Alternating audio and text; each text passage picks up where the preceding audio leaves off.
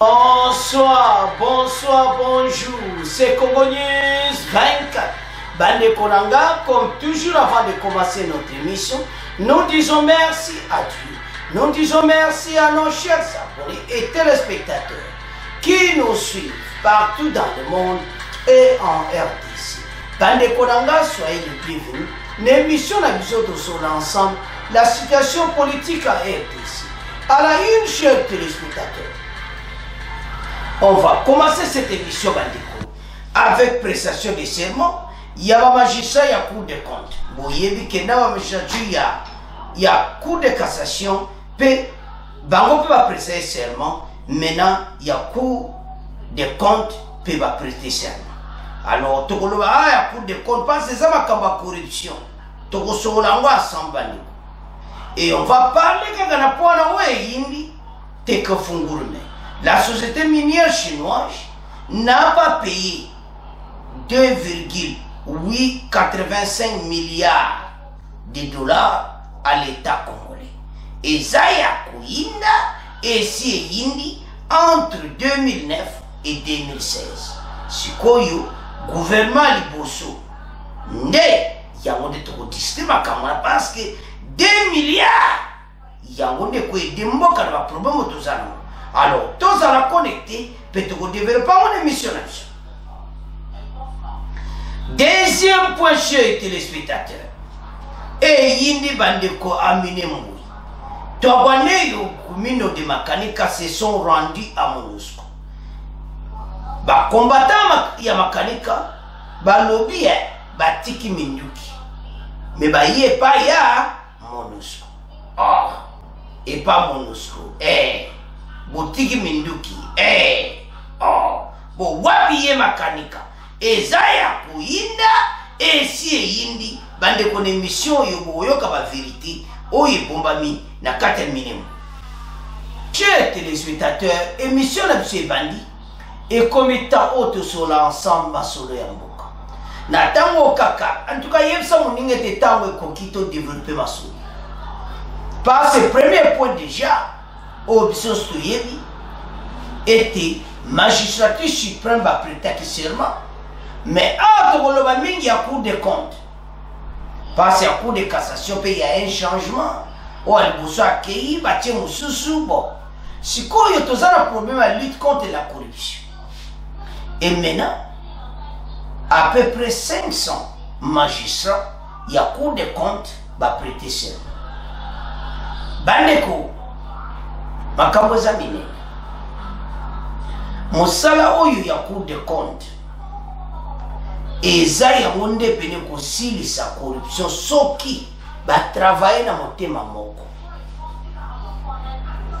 parce que soki otali comment IGF bazo travailler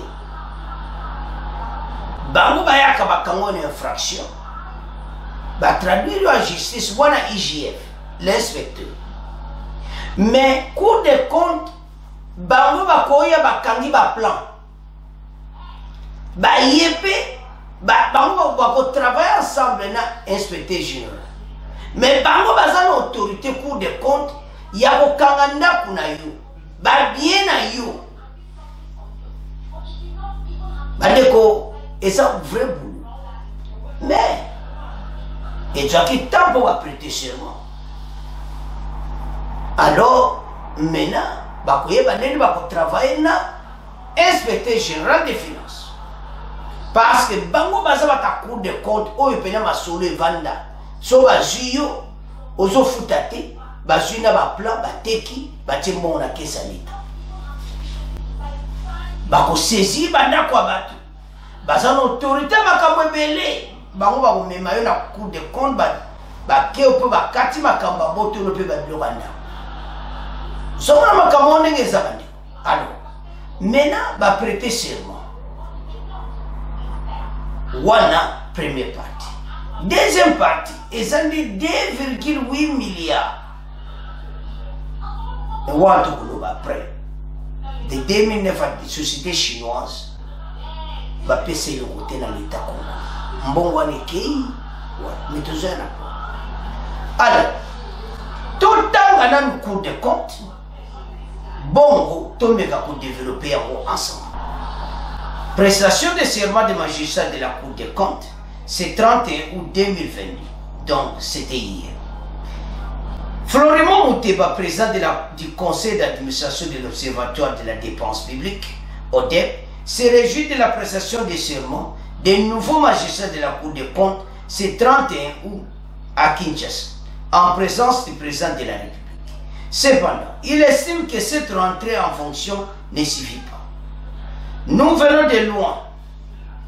13 ans au total, 10 ans sous Joseph Kabila et 3 ans sous Félix Tshisekedi pour arriver à l'application de la loi organique.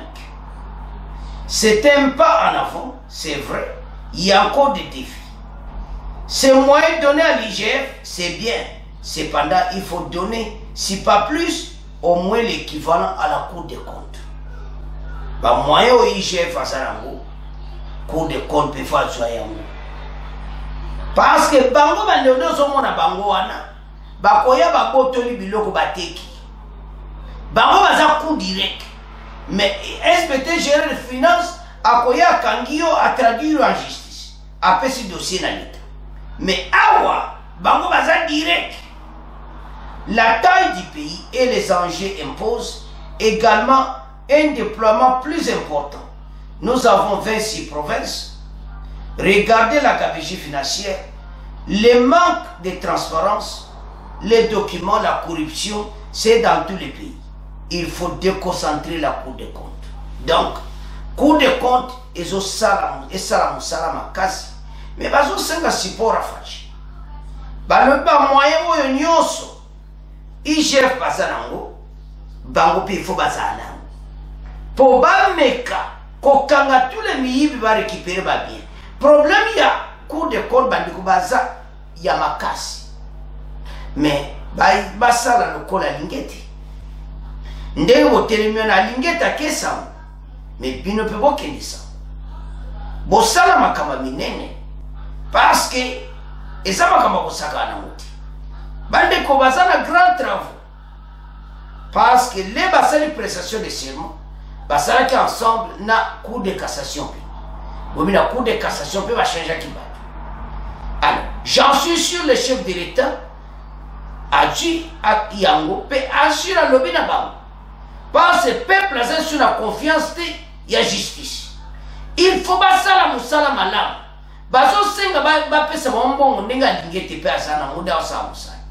Mais bokanga bato bobotola ba bien l'état bandako nyonso o bazokanga bato spolier bambongo wana nyonso bino boko récupérer bambongo bo récupérer biloko ale musu bochango vente aux enchères bato bazokwa kofuta mbongo à l'état bandeko Cour des comptes bazala grand travail.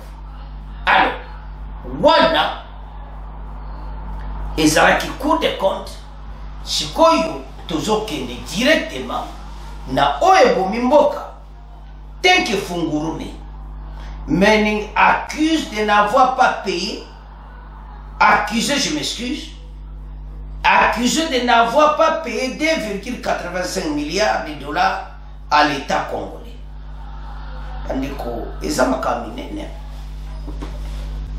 Entre 2009 et 2016, Mbongwana et Kei Wapi. Bandeko, citation pénézango. Dans son rapport d'évaluation des obligations fiscales et parafiscales du projet Tengue Fungurume, Mining publié ce mercredi 31 août, la dynamique des femmes des ressources naturelles d'Ifrem soupçonne Tengue Fungurume et CMOC de n'avoir pas payé la Jicamine à l'État congolais et à l'État congolais environ 2,85 milliards de dollars américains entre 2009 à 2006. Bon, avant de continuer pour Tanga, tout ce monde en flou. Bango entre 2009 à 2016 va foutre en bon. Si je comprends bien, ce sont les taxes fiscales. bambongo na l'état bamakambo ebele oyo il faut bafuta ya baminere mosalo bazosa mais 2 milliards 2,85 milliards donc à peu près 3 milliards est-ce que ça wapi otala bandeko citation eza beno balobaka mobulu donc mbongo ezomwana te bapesi jikamene te kesa lete ekoti te bopesi yango na pourquoi entre 2009 et 2016 gouvernement ex-président Kabila balandeli société ya bachinois oyo te bandeko 2,85 milliards non eza d'après les différents une association œuvrant pour la promotion et l'intégration du genre de la gouvernance des ressources naturelles en RDC. Malgré des points positifs concernant notamment la contribution des TFM au budget, de façon comprendre de l'État et au développement local à travers les fonds sociaux communautaires, la création des emplois, les conclusions de cette étude relèvent que l'entreprise et actionnaires majoritaires n'ont pas payé la jikamine et à l'État congolais 2,857 995, donc c'est à peu près 3 milliards au titre d'impôts, taxes et autres revenus conventionnels. Bon, wana place makambo eza minene bango sikoyo il faut baloba parce na ndimi te ke bango bakimaki kofuta na ndimi te ke bango baboyaki kofuta ekozala pe la wana eleka na mwe pa moto mosusu il faut balandela makambo oyo. Alors gouvernement ya ex-président de la République Joseph Kabila bazana un dossier à répondre par la Congolais 2009 2016 PPRD vous dirigez Mboka Mbongo yo ekei ba PCT ezandenge ni est-ce que parce que maintenant bango ba ko vérifier ba ekomona ke ba bango ba pesa mbongo tia ba taxe ya impôt pendant 7 ans. Est-ce que pendant 7 ans tout me canal ko développer makambo parce que ils ont ça la somme pendant 7 ans ba pesa mbongo te tout me ko développer bandeko gouvernement oyo ya ex-président Kabila PPRD bazana un dossier à répondre. Nana zaki ministre ya mini nani bazali ba ministre na tawana oyo il fallait bazwa ba mbongo ipana bango pourquoi ba pesa kiti sikozo mona ki dossier za vraiment pendant 7 ans non tabana ba vérité ko pendant 7 ans de 2009 à 2016 société chinoise efutaka ba taxe na importé ou bien va coopérer dans mon moko va pèser mbongo ou bien dans situation ezapena mobulu bandeko botala makamba on ndegeza bandeko situation ezapena clair dit moi j'ai lu ça biso pe tout tangi 2009 2016 2,85 donc à peu près donc 2 milliards 850 millions et combien à peu près donc à peu près 2 milliards 860 millions mbongo wana ba futi taxe te bempo te nyonso mbomba ba mbongo to ba futa na leta ba futa na mwelo te ba futi logo te non ba de kotala mboka na sinde za détruit sota na angle mususu société fallait 7 ans bafuta ba taxe bafuta bempote bazana nyongwa 2,85 milliards leba akolandela bam alingeta ke kuna bake ba vefe papa mona ya moko pe non la wana to pesa kabo oyo mona pe kabo parce que basa quand même Nandimi te ba bango pe ba bavanda bomba futa mbongo wana te. Pourquoi basenga ki bango te? Pourquoi ba yeko leyo bimasiko ki ba futa te? Ba moni kota banque centrale mbongo esi ba futa te. Ba nde ba futa ka ba be mpona ba taxe. La trésor public ya bango ezati. Oh non. Bah de organisme ba ressources naturelles nde ba mbongo ba futa ba taxe. Bah yo sara constant. Et te que funguru me ba futa te. Mais ça dossier moko. Ça peut être réalité. Oui ba futi na ba opété. Et pour eux à la paix, mutu mongo pe ba futa na mbongo ba futa ke pa na e. Panas et wana. Ba wa diriger mboko. Nana saki premier ministre de 2009 à 2016. Nana saki ministre Yamin. Nana saki ministre de finance. Bango ne ba yebisa biso. De 2009 à 2016. Voilà, t'as pas ma problème ça. C'est quoi yo PPD a un dossier aussi à répondre. Gouvernement a expressé à Kabi.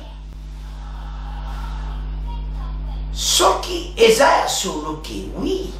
Bango ba pesa mon tout pe ba batama na on va futate. Mais pourquoi le gouvernement on a ba monaki en voté? Et c'est le gouvernement où bazan la charge à ba Congolais. Ba Congolais bazon sanga $1 à kolia. 3 milliards et quantité la caisse à l'État. Et puis ba compte pe ba vanda ba monnier. Non, point d'interrogation. Bah nous même ça pour l'interrogation pour la démission. Parce que moi je ne comprends rien. Pendant 7 ans, une grande société Tengefourou mais va chinois. Oh et pour ça va minéré, va ni va makamwe bella edis. Bah tu as l'emploi. Bah combat ça la Congolais bah les grandes sociétés minières. 3 milliards à peu près. Alors que tala tozoza mbongo somo minduki. Tala ba citation tozana ngo. Makamba ngo yango. Alingete boke ne direct bala Tengefourou. Boyeba. Si réellement bazana nyongo ou bien si réellement bafuta ngo ba mutu moko boye. Bazo ngotanga kombo na eti. Soki ba pesa ngo mutu moko azwaka yango. Sans que l'état congolais ba bisa kombo mutu wana. Pas ce titre de bafuta bempote, bafuta ba taxe, bafuta non. Soki vous avez foutu pas ministre ya Minakala, boloba. Soki vous avez le pas ministre des finances à Kala, boloba. Les Congolais vont souffrir. La décorruption, vous avez $1 à l'Esabana. Mboke ça pour le moment, vous avez besoin de sauver armes. Il y a Russie.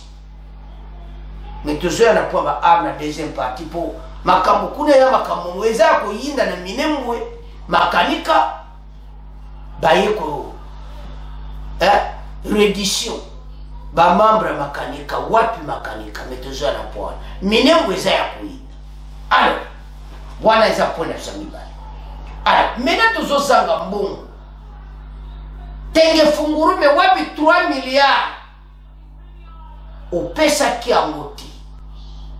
Et ça, sur le coup, la banque est what is la vérité? Et c'est ça que bon que faut quitter ce qu'on a pour d'interrogation. Est-ce que vous avez coupé ça? On a un moutumoko bakanga DG. Allez, ça bisou. Parce que la vérité, sont les dossiers. Bisou foutaka. Oh, vous foutez pas, bolobati. Oh, tu ne sais pas. Botanga! Et de ces intouchables bazar de sous-souti. Botanga la bisou. Ce qui va membre du gouvernement à Kala. De 2009 à 2016, 7 ans, Bambongo wane kenda ke paya nan. Bandeko, eza somme. Eza point moko à suivre. Faut la de la moteur parce que il faut bailler pas. Bon partager bandeko au parce que ça clarté. Certains ébélés ont fait un taxe, ont fait un poté, société ont néno yebani, où ils ont à peu près employés, tant des milliers d'employés. Bah tu vas ébélé, plus de 1000 emplois. eza société monene ya baminere de 2009 à 2016 non batangela biso parce nga pena nazomona kaka te ko bafutaka te eza bafutaka me mutu mo azwaka lara mo alekaka nango aza olekisa ngo te na banque centrale siko société siko vérité monani mbongo ebima o balwa mbongo ebima parce que nga nazondima te keza kaka bango je suis peut-être dans une erreur pendant 7 ans bafuta taxe te importer grande société monene point d'interrogation mais bayebisa biso nani bango bapesaka mbongo alors bandeko na nga c'est à ce point totiki premier point tokomokee na deuxième point bandeko deuxième point oyo eza somme de nouvelle ekoi ete bacombattant ya bakanika babimi na zamba me ye makanika azomwana te me bake reddition wapi reddition bake osala yango epai ya MONUSCO point d'interrogation reddition bake pa FARDC te me bakei epai ya MONUSCO a minimum makambo toloba eza makambo très sérieux pour d'abord il y a des questions die baraka kotuna na directement na minimum bango bamonaki FARDC te pourquoi bakeke pa MONUSCO a travaillé kanaba l'édition ndenge salami ndenge nini parce que ba groupe bango na ba maimai pe batiki pe minduki mais attention que mingi na minembo et pas ya tugwaneo komino ya ba déserteur bazaki na FARDC makanika mais yemoko asomwana ti mais ba combattant ba ekotika minduki 20 combattants et d'autres nde batangi bayena ba arme na ba A47 tout ba déposer et pas MONUSCO si des choses à mon MONUSCO banda ba reddition banda ezaki pas FARDC mais pourquoi ouais minemu ekei epai ya MONUSCO MONUSCO là ça va congolais que bah ça un grand boulot point d'interrogation bandeko batu bazalaki na FARDC ils ont déserté ce sont des Barwandais batutsi Rwandais batu ba posta minene ba nyokoli ba congolais ba colonel oh tozobunda na ba forces armées tozobunda na ba maimai et tout ça mais atana pété ya FARDC mais motema na ye eza na Rwanda azawana fatia koti na pouvoir bayaya mwesa ya sasa babendani na zamba mais lelo est-ce que bazoya komanipuler bato bazoya kokosa bato 20 wana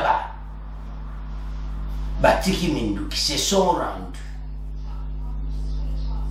na ba arme na bango nyonso bapesi na MONUSCO eza clair te bandeko babomi mingi basali mabe mingi bato na zamba Rwandais aya koti zamba apeta masasi yebaki ya même bakonzi mosusu ya FARDC bakufaki na batako yazali koatake FARDC mais moutoro bayebi place yaza na zamba on l'avait jamais attaqué MONUSCO yebi place yazaka na zamba mais batika koatake te mais l'autre yo komona lelo on voit que baprésente bato voilà les togonero bacombattant batiki bitumba eza clair te tomber kotanga moto analyse yango parce on comprend rien la situation donc minembwe sango epanzani ke bango batiki mingi est-ce que kamweza na kachuana pourquoi ba keko stika minduke pa MONUSCO mais to mega kwa analyser ensemble total to waneo Gumino de Makanika se sont rendus à MONUSCO à Minembwe 20 combattants et Maïmaï se sont rendus à la MONUSCO 20 combattants ici des groupes locaux Tonganeo, Gumino, Maïmaï Biwira se sont rendus à la MONUSCO au cours du mois d'août dans les moyens et plateaux d'Uvira, Fizi et Tomé. Tous les 20 se sont rendus avec 11 armes de petits calibres et des munitions de guerre. Ces redditions ont lieu à Mikenge et Tomé dans les territoires de Mwenga, à Minembwe dans les territoires de Fizi et à Kaolo dans les territoires d'Uvira. Deux autres ex-combattants se trouvent encore à Minembwe et attendent d'être évacués vers Uvira par la suite du processus. Tous ces ex-combattants ont été sensibilisés par les forces armées de la RDC avec l'appui de la section des armements de mobilisation, réinsertion du groupe armés étrangers DDRC de la MONUSCO, DDR de la MONUSCO. Les difficiles conditions de vie dans la brousse expliquent leur reddition auprès de la MONUSCO. Selon eux, les centres de transit de la section DDRRR de la MONUSCO hébergent désormais 18 ex-combattants issus du groupe Twanganeo Kumino et du groupe Maïmaï Bouira. Baneko awa ndebo mona MONUSCO bangwana ba arme ba ekotika ba tuya makanika balobike balembi ko zamba mais wapi ye makanika et ça on le côté et ça on peut kaka 20 awa bato ba yebike makamine ko salama bao ba comprendre ki na ba benda ni na ba tiki makanika bino bo botika na zamba botika makanika boya passe to Holanda hii FARDC akolana makanika tia kuzwa hii. Mais la question qu'on se pose, MONUSCO alobi ndini.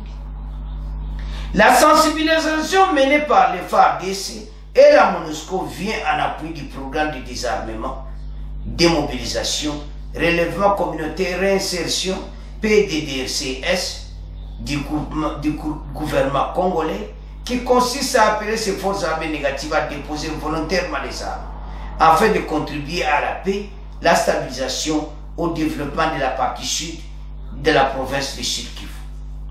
Les défis du processus, ces redditions en cascade des combattants Tonganeo Gumino présentent encore des défis dans les hauts plateaux de Minembwe. Pourquoi? Parce que chef Nabango a sa tête.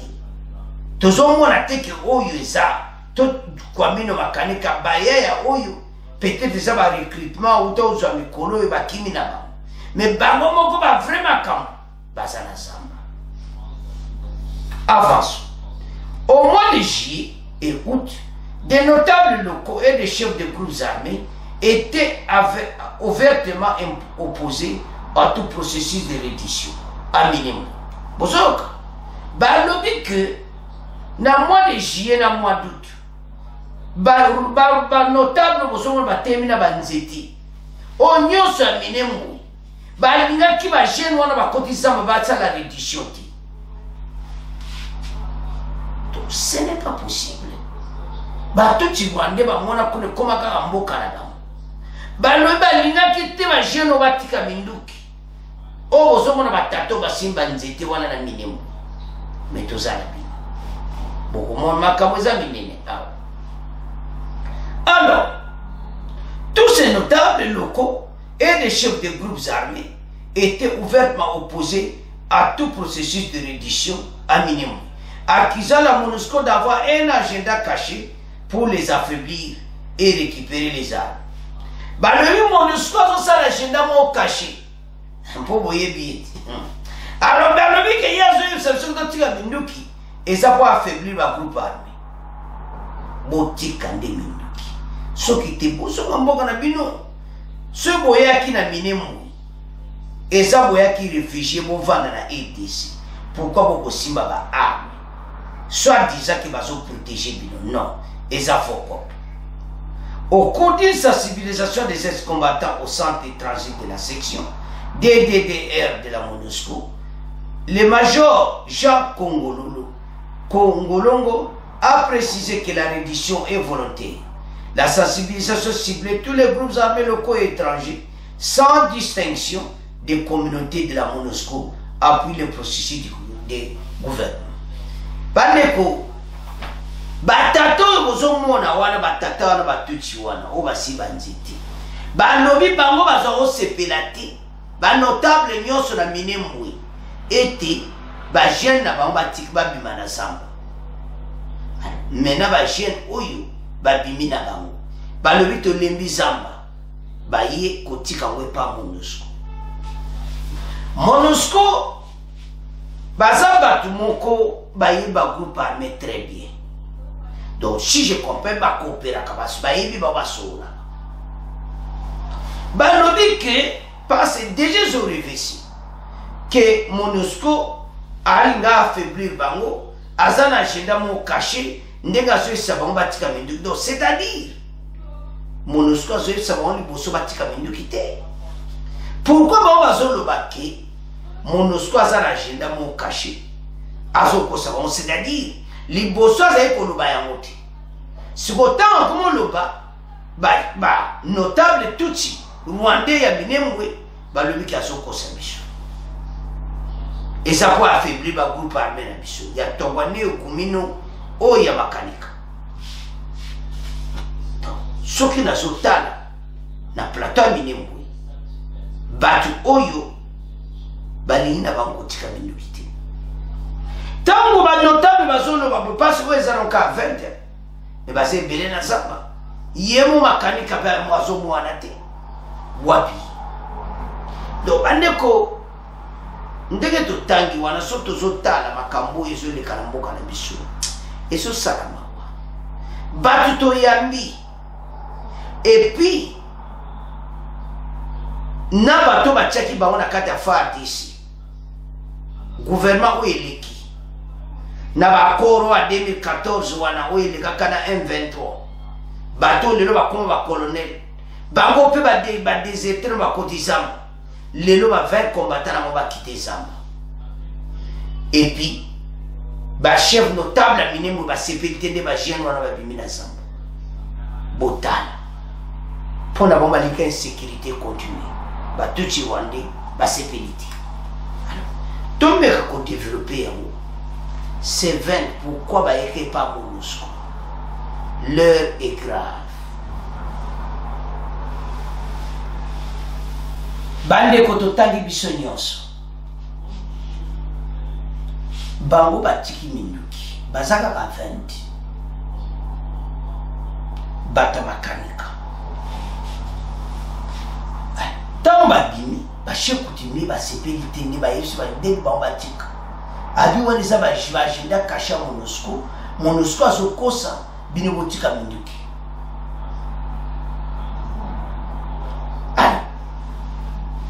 FARDC so baza olo ba botika minduki ba jeune nyonso botika mais na cas où c'est un peu compliqué. Ils ont été accueillis par la MONUSCO et puis ils ont dit à la MONUSCO que la MONUSCO a un agenda caché. C'est pour nous affaiblir. Si on comprend bien. Bokarabiso. Non, ce n'est pas possible. MONUSCO, il faut expliquer maintenant parce que il a tiré le colaki. MONUSCO liboso a zéné kopek sa bangote. Parce que MONUSCO va être juste. Ndeba osala na pe ba osala mona so motema kama malamu parce ba yebi ke koyenda bonga so tali dossier oyo titi olobi notre beau pays batoto yambaki ezama ba jeune wana bosali bien de bokimi makanika Mais tu connais la moto clairement parce que yemo makanika tu à moyenité yemo makanika mukoni ya botika ba arme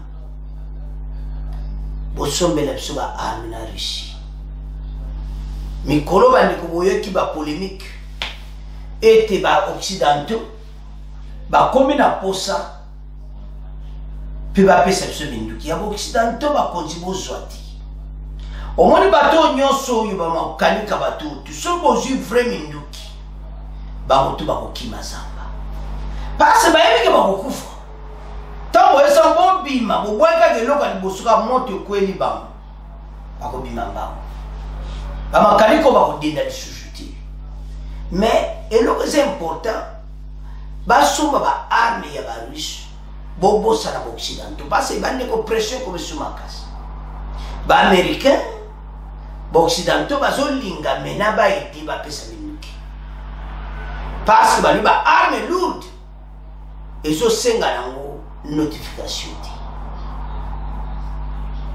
mais pour ça retard Russie c'est à côté de la masolo et puis ba congolais ba lingi sous ba arme ante ba li ba arme ba occidentaux et quoi affaiblir biso ta ba problème de ça les lois quand on vivre ba makanika bateau nyonso quoi parce que les phares de ces qui affaibli ce qui phares de ces amakasi ba makanika ba ko résister na zambati ndeto monika quelques bateaux ba bini ye bango tu ba ko bima parce que ba mona ba bombe zo kitali kole zo kita ba ko résister makaba ku par négocier gouvernement bo somba ba frère ba arme bobo sara bo occident c'est déjà trop tard tout le monde va positionner à bango déjà alors tous on a dossier à MONUSCO na makanika bae ko tika kake pa MONUSCO bae ko mitika 20 combattants to wami tout la scénario où il y a tout tangi wana et c'est un peu compliqué parce que ba chef koute mi amine mbui ba notable ba tuti wande wana autoto la so ba lingete ba o se pelate na ba jerande ba bimina samba to bango ba zongo le koma amena bango ba kundela bango na ba maimai et mena ba jena ngo ba bimina ngo ba tiki minduki malembe bango tu ba kotika bandeko dossier tous en à l'est et zo senga ba stratégie makasi mais dès que ba konzi ba zo travail mais bisonné to pesa ba vraie information peuple a comprendre le niveau ni makambo ezali parce que faut des sa décision pour se prendre en charge mais zo mela bandeko ba konzi na biso so bala ni biso ba yoka ba congolais bali bo benga na bato na bunagana bo benga na bato tu na Sud Kivu mais zo senga tozala ba arma makasi tobo sana o arme burundezo boy so ba koya baikaka mais biso moto bon ça des fardis ça va beaucoup aider les pays et pour réduire makambo pays parce que congolais zo bunda na patriotisme mais papa ya wana ende ka kusuma tocha motema na bamuti ana situation ezao bandeko bata ya makanika babimina samba baluba lembi samba mais bakende pa MONUSCO sona na bango ba notable malobité MONUSCO d'une manière d'une autre MONUSCO ça qui boite ndé na komosalo parce que MONUSCO bena ko la saba congolais vrai face à kitoko mais alors que parce que ba bombi so pa na 22 ans ça que le côté les lois tabango bazo forcer botika minduki ba jeune botika minduki mbamo batamakarika batiki minduki point d'interrogation parce que le passé nous dit beaucoup et je le verrai absolument qu'est-ce qu'ils ont fait peuple oyo anyokwami bandeko makanika 20 batu na ye batiki ba voilà et maintenant ba yoki sango et te faire des sazo soba biloko a moto ya ba Russie wale ko kitela mon bateau to ba ko bande kutala ceux qui kaka faire des sa kona biloko na position lancer comme on a samba. Makanika Makele aussi. Ils ont tous déposé des armes. Mais 20 euros, Babini, le projet a DDC, mais il n'y a pas MONUSCO. Total, mais MONUSCO a toujours un problème par la Congo. Mais les bateaux ne sont pas là. Il y a toujours point d'interrogation. MONUSCO a eu une place dans le bazar. Parce que MONUSCO a eu un groupe arménien. Comment? Voilà, citation tout ça. Bandeko, MONUSCO a sa face à Malam, a été EDC, Baché no Batika Menduki, mais Tuibi, Baché na Bango. Tobosa na Mouti, Yango Bakonzi, Boswa Menduki à Makasi, Tobenga na Bango no Batele Melibiso. Bambongo, bon réduit ba train de vie à ministre, bon réduit ba train de vie à député. Député a déjà plus de $6 000. On a $4 000. Il faut que tu aies un bon côté. Il y a un 7 mais c'est que les gens ont commis. Tu as commenté. Bon, il y a un député, tu as un minouki. Tu as un vivre. Le loba tout le monde est sakana pour la nuit. Parce que Fabre ça s'affaiblit. Fabre ça a eu place mécanique à Zakana minimum. Mais moi, je vais te le dire. Zora Makabango. Donnez Fabre des moyens. Bon, somme le moment où tu as ma casse-wana. Bon, ça va occidentaux. C'est trop tard. J'ai un message de Inango. Et des minimum, ma camme change. Tu éviter ce qui va un peu mécanique au Canada DDC ou à toujours là. Mon colamo, ce qui va mécanique au Canada DDC, bah il va dire qu'il va jouer bango. Allez, pas ça c'est pour ça faire décider. Beaucoup de gens ça jamais pas toi na tout va se songa na armée. Bah on tout botini ka ba on ce qui wapi. So na mon ensemble pour ce qui boke ce qui wana kasai partout ka beaucoup tika ba. Bavana kuna bas baza babulo musukuna partout sona lumashibo comme tiki bakoza la kuna na est. Voilà dossier to zarango bande koza munene ba tokwane wa makalika ba yako tika ba arme et pas ya MONUSCO. Point d'interrogation. Pourquoi MONUSCO? Ba mo ba yima solo alors bande ko bo partager mes missions et de mboka. Et puis, nous avons place aux alliés. Ceux qui n'ont s'abonné, te s'abonner à Congo News 24 parce que tout le monde a vraiment sous. Oyo tangi, on comprend.